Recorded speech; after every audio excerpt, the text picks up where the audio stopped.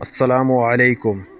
حضرت شیخ سعدی رحمۃ اللہ بیان کرتے ہیں کہ ایک سال دریائے نیل میں پانی کم تھا، جس سے مصریوں کی زمینیں سیراب نہ ہو سکیں۔ اس سال بارشیں بھی معمول کے مطابق نہ ہوئیں اور قحط کے آثار پیدا ہو گئے۔ لوگوں نے جب قحط کی صورتحال دیکھی تو دعائیں مانگنا شروع کر دیں۔ ان لوگوں میں سے کچھ لوگ حضرت ذو مصری کی خدمت میں حاضر ہوئے اور ان سے دعا کی درخواست کی کہ آپ دعا کریں کہ اللہ عز و جل ہم پر بارش برسا دے، ورنہ مخلوق خدا کی ہلاکت کا خطرہ پیدا ہو چکا ہے۔ جب یہ لوگ حضرت ذو مصری رحمۃ اللہ علیہ کے پاس سے روانہ ہوئے تو آپ نے سامان سفر باندھا اور مصر سے نکل کر بدین کی طرف گئے۔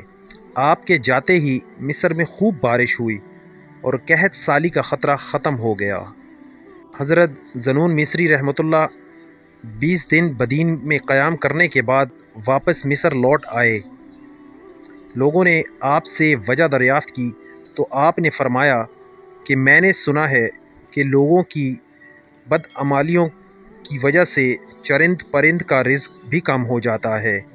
میں نے تمہاری بات کے بعد یہ خیال کیا کہ اس وقت مصر میں مجھ سے زیادہ گناہگار اور کوئی نہیں ہے، چنانچہ میں یہاں سے چلا گیا۔ حضرت شیخ سعدی رحمۃ اللہ علیہ اس حکایت کو بیان کرنے کے بعد فرماتے ہیں کہ حضرت ذو مصری رحمۃ اللہ علیہ کا یہ فرمانا کثر نفسی کی وجہ سے ہے اور خاکسار بن کر ہی انسان سرفراز ہوتا ہے۔ مقصود بیان حضرت شیخ سعدی رحمۃ اللہ علیہ اس حکایت میں بیان کرتے ہیں کہ اگر انسان اپنے آپ کو حقیر جانے اور اللہ عز و جل کو اعلیٰ و اولا جانے تو اس نے زندگی کا مقصد پا لیا۔ بے شک جھکی ہوئی شاخوں پر ہی پھل لگتا ہے۔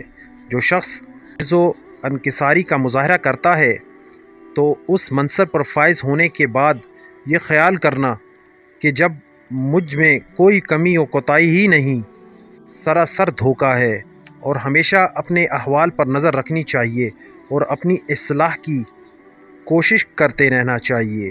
والسلام۔